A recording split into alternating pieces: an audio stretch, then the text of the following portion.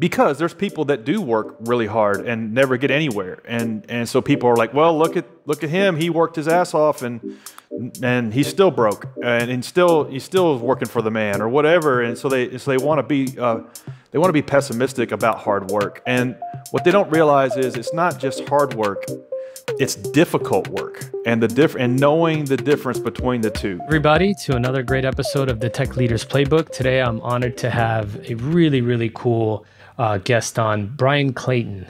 Welcome. Thank you so much for being here. I'd love to introduce you if you don't mind. Bryan is an entrepreneur, author, a speaker who's run some very successful businesses and has a very unique story. He's not your typical tech entrepreneur that came up as a software engineer and somehow became a founder of his own startup. This is an entrepreneur that used to be in the trenches, actually doing a business, which I won't give it away, has now led to him starting a very successful business. So enough from me, Bryan. I'd love to know your journey up until this point, and welcome to the Tech Leaders Playbook. Yeah, Avetis, thanks for having me on. It's great to be here. So I'm CEO and co-founder of a company called GreenPal. GreenPal is a mobile app that works like Instacart or DoorDash or Uber, but for lawn care services. So if you have a home and you need to get somebody to mow your yard, you just download GreenPal, you pop your address in, and you'll get 4 or 5 quotes back, and you can hire somebody to come take care of it for you that same day, all through the app. If that goes well, you just push a button, and it just happens all year long, like magic. Wow. GreenPal is a 10-year overnight success. So my 2 co-founders and I have been at this for a little over a decade. And aren't they all? Yeah, totally. And so now we've got about 300,000 people using the app all over the United States, and started off very humbly in Nashville, Tennessee, just slowly growing the number of people using it every week. Our first goal was to get 100 people using the app, and that took 2 years. And then after we achieved that, we started focusing on how do we get 500 people, and then 1,000, and then 5,000, and 10,000. Now around 300,000 people are using the app, and we're trying to get it to 1 million. Dude, first of all, that's incredible. 300,000 consumers use your product. Yeah, and it still feels like day one. How did you get there?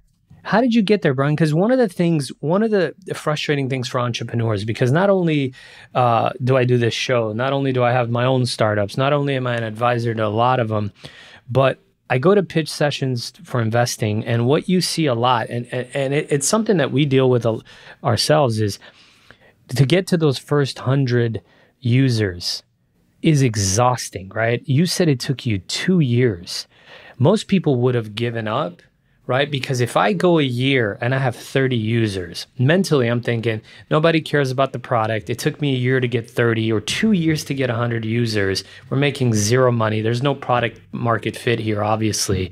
It's going to take me 2 years to get the next 100. This isn't worth it. Teach us, like, what went through your head as you continued to believe and invest and do this? And why did you believe that it was, after a year having only, or 2 years having only 100 users, like, what made you think that you do have product market fit and that is worth the grind? Yeah, it's a really good question, because I think a lot of people, a lot of founders don't make it because they give up too early. They give up too quick, and they get bright shiny object syndrome, and they go from idea to idea and never stick it out in one. And I read a quote somewhere once that success is expectations minus results. And so what did you expect to happen?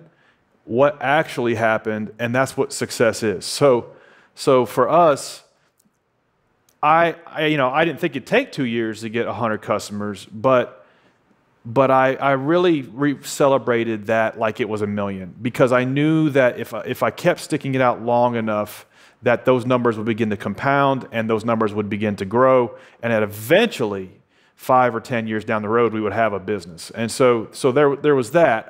And the other thing is, when I built my first business, which was a landscaping company, and sold it, I made a decision after that. I took some time off, and I made a decision that no matter what from that day forward, I was just going to be working on my best idea. I was going to be working as hard as I could on my best idea. And fortunately, I'm not terribly creative. I don't have a whole lot of great ideas. I've had one good idea in a decade. And so that kind of by default, I'm working on my best idea. I'm putting everything I've got into it. Helps solve a lot of those FOMO things, FOMO feelings in the early days of, we're not making any money. We only have 15 or 20 or 50 users, and they're all pissed off. How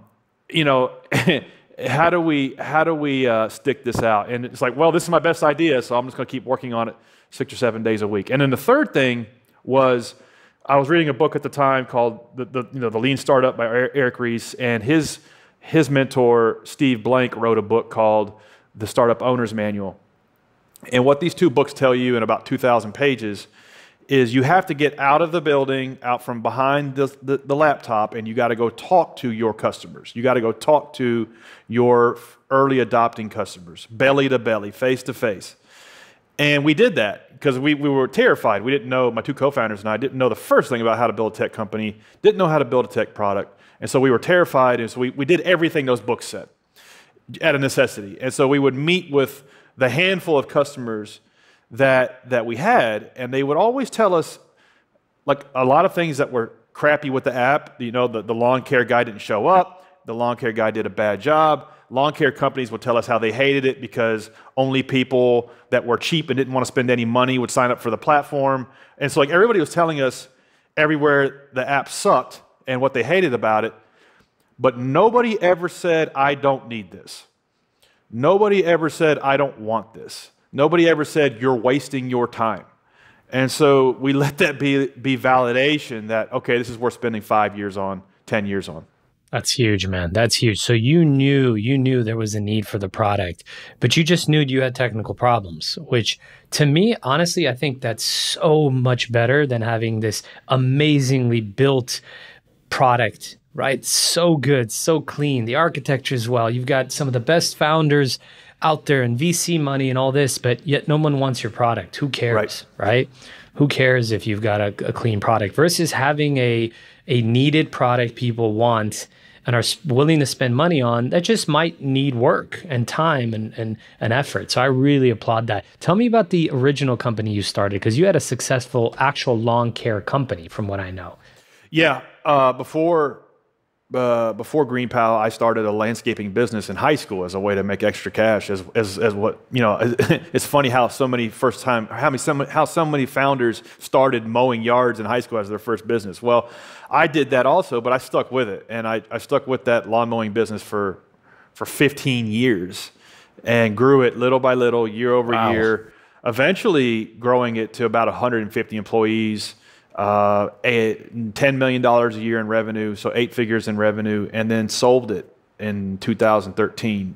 Wow. And so it was acquired by a big national company in the landscaping industry. Yeah, and so took everything I learned from building that and plowed it into building a platform that makes the industry run a little smoother. Bryan, just so I can give you some credit, and a lot of people don't even know this, we're so used to hearing about $100 million valuations or billion-dollar unicorns. People don't understand how difficult it is to build a company that does $10 million a year in revenue. I believe 96% of businesses do less than $1 million in revenue. So I think 10 million puts you in 0.5% territory. People don't realize that, right? Because no one talks about a great business doing 12 million in revenue. It doesn't seem impressive enough. But having built a business that's got similar growth, I mean, it's not easy, man. It's a lot of work, and it's applaudable. So congrats on not only building a successful business, building a great lifestyle, but also exiting in hopefully a way that puts you in a great situation. Yeah, I appreciate that, and I think it's important to begin with the end in mind. Where do you want to go? When I was building that landscaping business, I wanted to have an 8-figure company. I wanted to have the biggest landscaping company in the market. I wanted to have a company that I was proud of. I wanted to have a business that employed people, and so that was my goal. And so I literally dreamed it up and worked hard on it for 10 or 12 years and was able to inch my way towards that goal. And you don't have to build a $100 million business. You don't have to shoot for $1 billion business. A lot of times founders have better outcomes with 10, 20, or $30 million businesses than the ones with $100 or $1 billion companies. So I think it's important to know, begin with the end in mind. What does that look like? And then work backwards, because it's going to change a lot of your decision making. Bryan, you said a very dirty word. You said hard work, right? It's a word now that it's scoffed at. People hate talking about it. It's almost taboo to be proud of working hard. Tell me why that's all bullshit. Why working hard was not a punishment. It was enjoyable, if that's the case, you know? Yeah, I think it's taboo, and it is because it's misunderstood. Because there's people that do work really hard and never get anywhere, and so people are like, well, look at him. He worked his ass off, and he's still broke, and he's still working for the man or whatever. And so they want to be pessimistic about hard work. And what they don't realize is it's not just hard work; it's difficult work, and and knowing the difference between the two, knowing when you're doing hard work and when you're doing difficult work. And then when you're doing the hard work on the difficult work. And so the difference is hard work is like, working in the business nonstop, like you're on a hamster wheel, serving customers, returning, working till midnight every night on bookkeeping and returning customer emails and making sure all the trains are running on time. That's hard work, and you have to do that.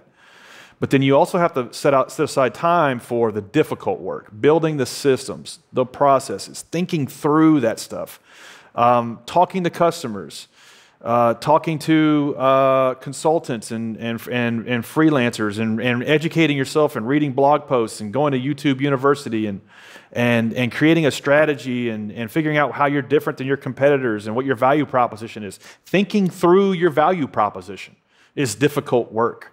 And if you don't set aside time for difficult work, then you will never build a business. You always will have just built a job for yourself. You'll always be self-employed. And that'll be a never-ending journey of hard work. And so you have to do both. You have to do the hard work and the difficult work. And, some successful founders will tell you that you don't have to work 4, 5, 6, 7 days a week, that you can do this 20 hours a week. And maybe you can. I've never experienced it that way. For me, there was never enough hours in the week to get the business going from scratch, because you're always doing 3 things at once. You're working in the business, like I said, making sure that customers are getting serviced and making sure the trains are running on time. And then you're working on the business, building the systems, the processes, and the routines. You got to set aside time for that. And then you're doing a third thing. You're working on yourself.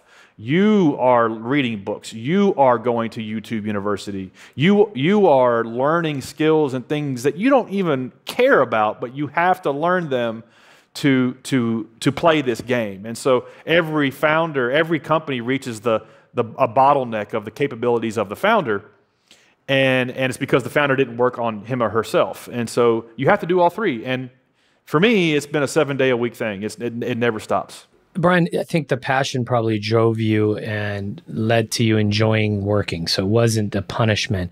For me, when I talk to anybody that wants to be successful, but they want a very comfortable lifestyle, I tell them to stop right now, right? So at most, you can be a 1099 consultant working at your own pace, and that's totally okay, right? There's nothing wrong with saying, look, I'm not a workhorse. I don't want to work to live.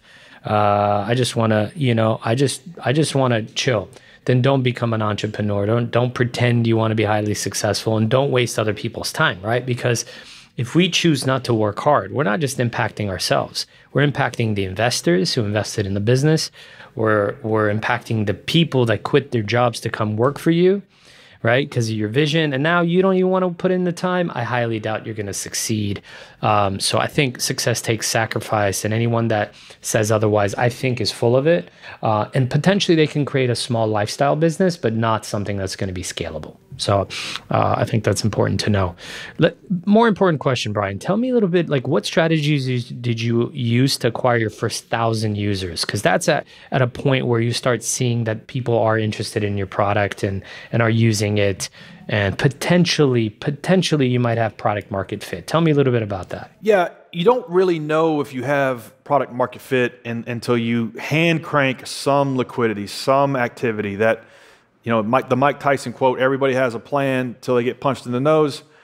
Business is the same way. No business model, no product survives first touch with the customer. And so you have to hand crank and kind of will the early days of liquidity into existence. And I think the first 100 sales, maybe even the first 500 sales, need to be manually done, hand-to-hand combat. When we started GreenPal, the whole thing was done with phone calls, text messages, emails, and a spreadsheet. And we were hand cranking matching supply and demand, and hand cranking the transactions, and hand cranking the experience. So when a homeowner signed up, we were manually doing everything to make the magic happen. And then after we did that for a few thousand transactions, we were able to build the systems to automate a lot of the things we were doing, and just did that over and over again for a decade. Still doing it. We're still working on how do we make lawn mowing faster, cheaper, smoother, easier, more convenient, more frictionless at scale. And so, and it's still done in the same fashion, finding the things that need to be improved and fixing them. But in those early days, a lot of it needs to be done just through ground and pound, hand-to-hand combat. And a lot of founders want to skip that part. They want to go to the self-serve, kind of hands-off, behind the laptop way of doing things, and they don't want to pick up the phone and cold call 100 customers every day. They don't want to pass out flyers. They don't want to run Craigslist ads. They don't want to pop up a Facebook campaign and just drive traffic to a landing page to see if there's any there. They want to work on the fun stuff, the product and all of that stuff. And there's a saying that first-time founders worry about product. First-time founders worry about the design of the product and the problems that the product solves. But second-time founders worry about distribution because they know that's the harder piece of the puzzle to solve. And the way I experienced it, the first 100 customers, maybe even 500 customers, were hand-to-hand combat. Then after talking to them, we began to understand, okay, this is where they hang out. This is where we can reach them online. This is how they find a lawn mowing service normally. I've had this conversation 500 times, and I'm hearing that a lot of people just search for lawn care online on Google if they need a grass cutting service. So maybe we should compete in that. And so we kind of bet the company early on Google organic search. And yeah, that was harder than building the damn product in the first place. Distributing this product has been 10 times harder than actually building the marketplace. And this applies to pretty much almost any endeavor. I'm from Nashville, Tennessee, and we get about 100 people a day move to Nashville wanting to become the next big country music star. Wow. And what none of them realize is that they think that, coming to town, learning how to play the guitar, or maybe you're just a really gifted musician. We have some of the greatest musicians in the world in Nashville. And cutting a record, maybe getting a record deal, writing the songs, they think that's the hard part. And that stuff is hard. I can't do any of that. It would take me a lifetime to learn how to do any of that. But then they all realize at some point or another that was all the easy stuff. The hard part is getting 100 people or even 10 people to show up on Broadway to watch you play, or to stream your crappy album that you just cut. And then you realize, man, this is the hard part. This is the part that almost nobody knows how to solve every time. And that takes endless amounts of experimentation and endless amounts of effort and hard work and difficult work to solve. And that's true for if you're trying to become a country music star or if you're trying to bring a new app to the marketplace. And Bryan, one of the things I've noticed is that's the challenge with engineers that are founders of companies. I mean, again, these guys are great, right? They know how to build a product. The typical engineer is kind of almost eked out, they're grossed out by sales, right? So what they try to automate that. They try to, too early on, they try to skip the difficult work of actually selling the product. So I typically don't like startups that are only led by an engineer. I like a business and an engineer, because you could build a great product, but someone's got to sell the damn thing, right? And vice versa, right? You could sell something that's crappy, but but you have to deliver great results eventually, and you have to very quickly fix those bugs and give the people what they want. So it's definitely a two-way street. So so I applaud you for putting in the difficult work, because that's what it takes to succeed. I mean, 300,000 users is not easy to get. I'm assuming that's on the consumer side, because you're a two-sided marketplace. No, Bryan? That's correct. Tell me some of the biggest challenges of having a two-sided marketplace like GreenPal. I mean, a lot of us deal with this, right? Technically, HireCloud is a two-sided marketplace, right? We're a technology recruiting and consulting firm. Without our clients, we wouldn't have candidates. Without our candidates, we wouldn't have clients. And it's very difficult to speak to both. How did you tell me a little bit about some of those challenges? Yeah, it's a great question. The dynamics of building a marketplace are challenging.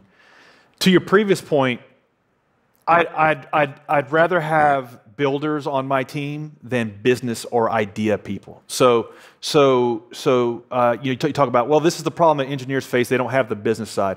I would rather teach an engineer marketing and sales than I would try to teach a sales guy engineering. So if you are an engineer, don't let that discourage you, that you can learn the other side of it. It's a lot easier. And so at the end of the day, it's like the musician thing. I'd rather have somebody who's a talented musician and back them as the next country music star than somebody who has an idea for a song. Get out of here. That's not helpful. And how that plays into building a marketplace is because you have to build your way through this. You have no idea what the dynamics of the marketplace are going to be. It doesn't matter what marketplace you're creating. And the only way you will bring this product to life is to try things that work, and try things and find out what works and what doesn't, and this go from failure to failure without a loss of enthusiasm, and you just build your way through it. And a marketplace is not like a traditional product where it's linear. It's like one end to the other. A SaaS solution is you got tools, I sign up, I use the tools, I pay you for the tools. It's very linear, and you can connect the dots from one end to the other. A marketplace is all of this chaos, that all of these different things, an infinite amount of permutations of things that can happen. And the marketplace is trying to modulate and organize these things. And what you don't know is if you change this over here, what's going to happen over here on this side of the marketplace. And you don't know for a year. And so you're kind of like a farmer almost. You do a little bit of cultivating over here, and then you wait until next year and you see what happens, and you study the change. And it just takes a long time, a lot of experimentation, and success is defined between matching supply and demand, matching buyers and sellers. And whereas a traditional SaaS product is, these are our ideal customers, let's get some of them, let's sign them up, and let's make sure they keep paying every month. A marketplace is very different. It's, okay, what's making suppliers happy, what's pissing them off, what's making consumers happy, what's pissing them off, and how do we strike a balance between the two, and how do we, we're ping-ponging back and forth trying to figure out what the best balance is of the wants and needs of each side, because they are at odds. They don't want the same thing. I was going to say that. I mean, They don't want the same thing, right? Somebody wants to pay the least possible for the fastest and best service. That's right. I'm imagining the consumer, the providers, the vendors want obviously the most money, the most reasonable customers that are, that have more time and aren't so difficult to please. So you're right, they are at odds. That's really, how did you deal with that? And what role did data play in the decision making you made from the data about these at odds concepts? Yeah, you have to have a few. Starting out, you have to have a few guiding principles. You have to have a few things that you believe in that guide a lot of your decision making, and then you kind of let the data inform those decisions. But at first, you have to have some kind of guiding principles. And so our principles were pretty simple. They were rooted in my 15 years of running a landscaping business. And I knew innately that if we didn't build a platform that landscaping professionals loved to use, they wanted to log into the app every hour of every day. if we didn't start there and improve their livelihood, improve their life, make it easier to run a lawn mowing business, and we didn't have that locked down, then we would never have a product for consumers to order them off the shelf or hire them off the shelf. And so we started there, and we still look at the world through that lens, because we offer a nice convenience to consumers. They can hire a lawn mowing service at a touch of a button. But we change lawn care service providers' lives. And that's really why we do what we do. That's why I get out of bed in the morning. It's so they can put a down payment on a house, or they can make extra money to hire another employee. Or here's a big one, and this is one that we get a lot. Get a riding lawnmower. A commercial riding lawnmower is like 18 grand. And when you're first getting started in this business, you have to push mow, and then maybe you get a bigger machine, but you're still walking behind it. And the day you're able to afford a commercial mower, like a big ride-on commercial mower, your livelihood is substantially improved. Your back hurts less. You make more money because you're able to do more customers' houses in less time. Your customers are happier because they do a better job of cutting. And so helping pros get from push mower to $20,000 Cadillac lawnmower is why we exist. It's in improving their livelihood along the way. And so a lot of our decision making is through that lens. It's through that lens of, okay, does this improve the livelihood of pros? Does this make a pro's life better? Can they make more money with this decision? And that helps a lot of decision making. Now, sometimes the data will prove you wrong. We have to make a decision that's counter to that a little bit. But we start there, and we're 10 years in, and we still lean towards what do pros need, what do pros want, because they have to love to use it. We're in this to change their lives. That's awesome, man. How do you balance the need to stay ahead of the competition by being innovative, while at the same time maintain a strong focus on your actual core business that's driving revenue, that's led you to this point? It's important to know what your competition is, who your competition is, and what you're competing against. And for us, we're competing against the status quo. We are kind of where food delivery was in 2009, 2010. In 2010, if you wanted to order Chinese food, you'd call the Chinese restaurant. You wouldn't. You maybe if you were a tech-forward person, you might go online and use Grubhub or something like that. And so, fast forward to today, if you want to order Chinese food, you just use DoorDash, Uber Eats, Postmates, whatever. One of 5 different apps. And they're now competing against each other in a fierce way. But for us, if you want a lawn mowing service, you still do it the hard way. You don't think about the 3 different ways you can maybe do it online. Okay, so that aside, we're competing against the status quo. We have to create a 10x experience better than the status quo. It has to be cheaper. It has to be faster. It has to be more convenient. It has to be more frictionless. And we have to always improve along each of those dimensions to widen the gap between our experience and just dialing for dollars and doing it the hard way. So that's really who we compete with. And it's always important to know who you're competing with. TikTok is not competing with Instagram. TikTok is really competing against the television or the radio or whatever. It's important to know what you're competing with and how you're battling against that competition. And another thing that I've come to notice is we kind of all compete with Amazon in a way.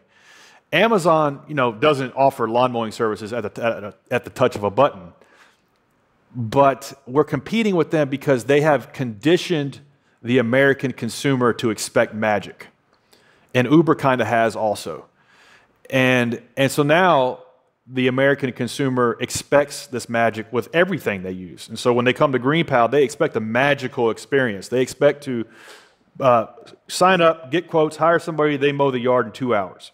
Because Amazon will deliver me a box of toothpicks in 2 hours if I wanted it.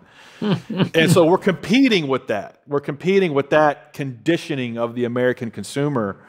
And are we competing with the one other platform where you can get lawn mowing done? No, because we're all just kind of if you added this up and times this by 10, we're still a drop in the bucket for how much lawn mowing is getting done. But we're competing with Amazon because they expect that Amazon experience, so we have to close the gap between us and Amazon. That's kind of how we look at it. That's amazing. What an interesting way to look at it. I never thought about that. Bryan, the more I think about this is still finding lawn care is still challenging. So I have a bunch of properties that are in the region I live in, right? So it's easy. I call the guy that mows my lawn and ask them to take on the new properties. I have a place outside of the city, kind of. It's in a suburb, and I had a hell of a time finding a really good gardener, and I needed it quick, and it was a hot mess. I went on Yelp. I went on Google. I called people. I texted people. Some called me, some didn't. It was kind of a mess. Some people said they might show up. They didn't. So, I mean, it's an interesting problem to have. And what I've noticed is these unsexy, if you don't mind me calling it that, totally. Unsexy industries have tremendous opportunities, right? Plumbing. I mean, I know someone that built a $9 billion valuation company based on plumbing professionals. Service Titan, right? I mean, this is what the next thing is going after very big problems that need to be solved in very sexy industries, because everyone else is battling for sexy, while smart business people are trying to solve real business problems that real people have on a daily basis. So I applaud you for that. Did you have to raise capital, Bryan, to accomplish your goals with GreenPal? For us, so how it unfolded for us, and to your last point, I think the least sexy your idea, the better your chances of success. And that kind of made it hard to raise capital, to be honest. When we were getting started in 2013, Uber for lawn care wasn't a sexy idea. And so we did start off on the path of, okay, we're going to do like every other tech startup. We're going to spend half our time working on the product and the other half fundraising, because I guess that's what you're supposed to do. And because everybody else is doing it, and I want to make my parents proud and raise a bunch of money to show them that I'm actually doing something worthwhile. And so that's literally how I felt. And so we started doing that. And I started like taking inventory of all the time. Man, I was running a sales process. Instead of running a sales process for customers, I was running a sales process for investors. Yep. And I was running all over town and getting on planes and going to like all different cities and groveling for $15,000, $20,000 checks. Mind you, I just sold a $10 million landscaping business. And so now I'm like, man, I don't want to do this. This is not fun. This is not why I got into this. And I don't, I want to build a product that customers love, not one that investors love. And so it just got so unfun and just seemed so stupid and silly to me that after about 2 months of that, maybe 3, I was like, screw that. I don't care how long it takes, but we're just going to build this business off of its own revenues and let the chips fall where they may. So you bootstrapped it. Yeah, that's what we did. Yeah, we bootstrapped it the whole way through. And so now we're 300,000 customers. There are 3 names on the cap table, myself and my 2 co-founders, and it was worth it.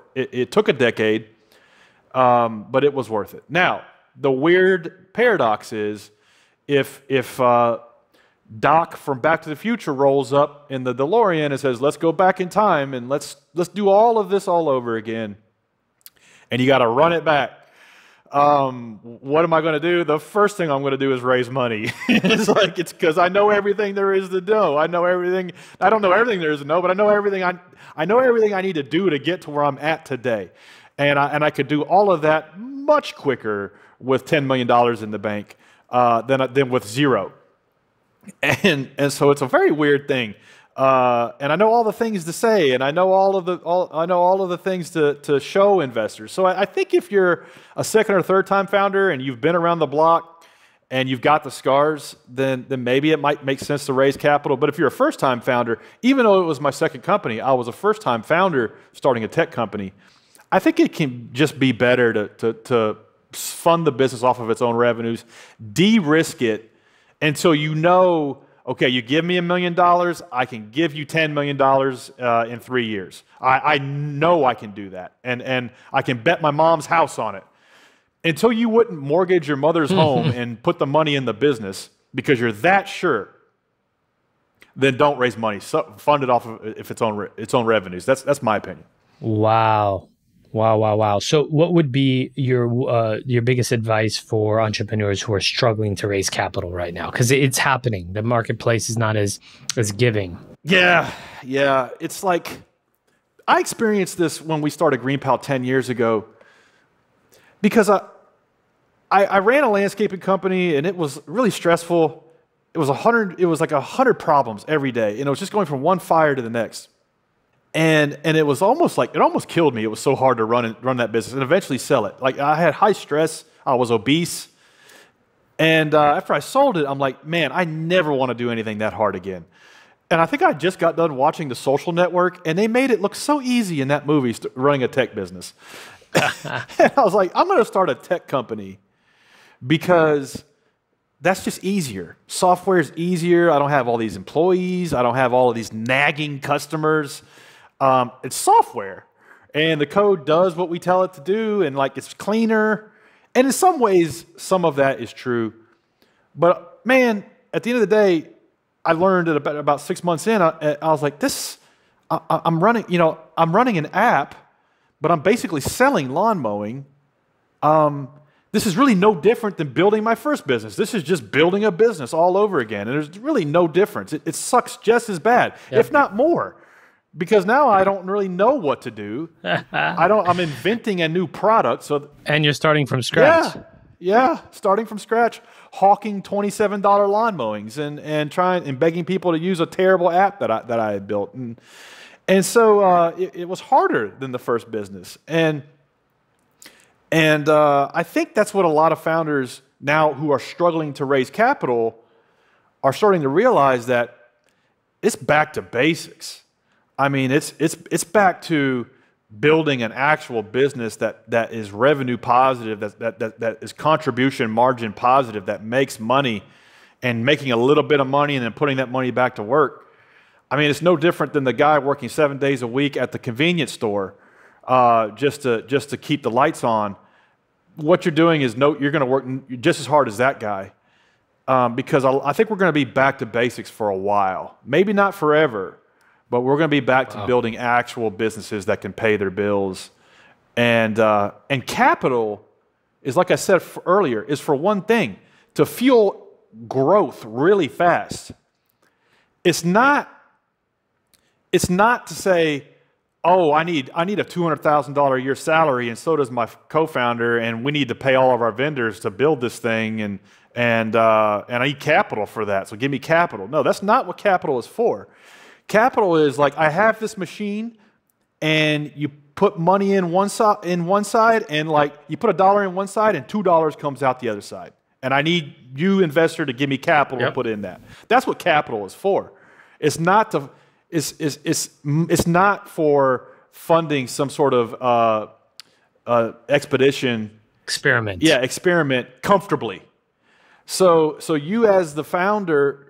Yes, comfortably is the key word. You as the founder, if you really want to see this thing exist, you're going to have to take it back to basics and cut your personal burn. I was talking to a founder the other day, and he was like, man, I want to start this business, but I have a question. I'm like, yeah, go ahead, man. He's like, I mean, I need $150,000 a year just to pay all my bills. Like, how do I pay that stuff while I'm starting this business?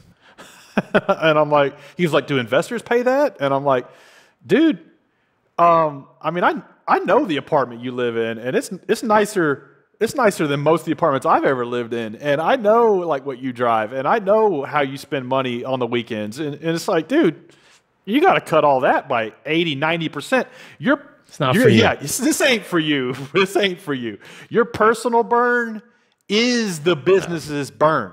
It's like, you are your business. There's not this comfortable thing where you just like draw a salary day one. So I think it's going to be a reversion to basics, where it's all in. It's all in entrepreneurship. It's like I'm bought in viscerally into seeing this thing exist by any means necessary, and it's gonna be that way. Back to EBITDA, back to balance sheets, right? Back to fundamentals, financial fundamentals, Yep. not this stuff. Bryan, last question for you. What give advice to founders that are not software developers, that are not tech people, that haven't been in the tech ecosystem even. What should they do if they want to start a product company? It'd be like because I live in Nashville, it'd be like if you called me and said, hey, I'm going to move to Nashville, man. I want to be the next big country music star. And I'm like, dude, you don't know how to play the guitar. And I've heard you sing. You suck at singing. Yeah, but I really want to make it. And I'm like, yeah, but how? Like, well, I don't really know. I'll outsource that. I'll outsource the singing and the guitar playing. Okay. Or what if you called me and said, I want to start a restaurant. I'm like, dude, your cooking sucks. You can barely fry an egg. Yeah, but you don't know how to cook. You don't know any recipes. Well, I'll hire that out. Maybe you can. And so I guess I don't mean to be like, I don't mean to be condescending, but it's going to be really hard. If you're not a builder, if you don't know how to code, it's going to be really hard, and your chances of success are going to be much smaller versus if you did. So, but you did it, Bryan. But you did it. So tell me how that works. You're a business guy who built a successful business, right? If I can learn the basics of front-end engineering, and I'm the world's worst front-end developer, but it took me 2 years, and I went to YouTube University and took every online course I could, and I became just good enough to where I could build web pages and views and hack some crap together. And I knew just enough to where I could be dangerous and build out a team of developers around me, because I knew how all of this stuff stacked on each other, and I knew how it all worked, and I knew how it all fit together, and I knew what good looked like and what terrible looked like, and I knew kind of how long things should take. It wasn't until then was I able to pick up some steam and delegate and hire developers to work with me. It's really hard to work with tech people if you don't have the 80-20 down. So I guess my advice would be become technical. You don't have to have permission. Okay. You don't have to have permission to become a developer. That's one of the beautiful things about entrepreneurship is you don't have to have a title. You don't have to be a designer. You don't have to be a copywriter. You don't have to be an engineer. You can become like dangerously good at all of these things. So put in the time, become what you need to become to play this game. If you don't do that, then at least do everything else to where you're like, it's a Steve Martin quote, be so good they can't say no. You've done everything else. You've learned and used every no-code solution off the shelf. You've hacked together like a prototype and gotten 20 people that say they want it. And then a technical-oriented person sees that you are a hustler and sees that, man, yeah, I can join this guy's team and put my skills to work. And now 1 + 1 is 3, and you get what Paul Graham calls a hacker and a hustler to come together and start the business. That's a match made in heaven. And so, if you can do that I've seen that work. But if it's just you and you don't know how to code, and it's you and your buddy, and neither of you know how to code, it's going to be really hard. Wow, that's good advice. Give me your favorite book, Bryan. I'll give you two, because I'll give you one that talks about what we're talking about. The Cold Start Problem by Andrew Chen is a book that came out, I guess, a year ago. Yep. It's an awesome manual on building marketplaces and building tech products in marketplaces. And then a much broader book is 7 Habits of Highly Effective People. A great book about having a few principles in your life, having a few guiding principles that you just make all your decisions by. I think it's important to have those types of North Stars. I'm not particularly religious or anything like that, so that book helped me have a few principles to make decisions in my personal life and in my business life. I try to read it or listen to it on Audible once a year. I'll add one to it, Bryan. CEO Within is a new book that was recommended. it's kind of a step-by-step manual almost for entrepreneurs wanting to start a product company. It's really good. It reminded me of the book you mentioned earlier on, where you just kind of followed everything it said and it gave you some form of guideline. You know, it was your MapQuest at the time, right? Yeah, totally. Bryan, it's been awesome, man. What do you want to leave us off with? How do people find GreenPal? How do they get a hold of you? Tell us a little that as we wrap up. Yeah, anybody want to hit me up? You know, LinkedIn's getting super popular, but I don't like hanging out on LinkedIn. I mean, you can hit me up there. I hang out more on Instagram, so hit me up on Instagram, Bryan M. Clayton. Just drop me a DM there. Anybody want to use GreenPal, go to greenpal.com, sign up, free quotes.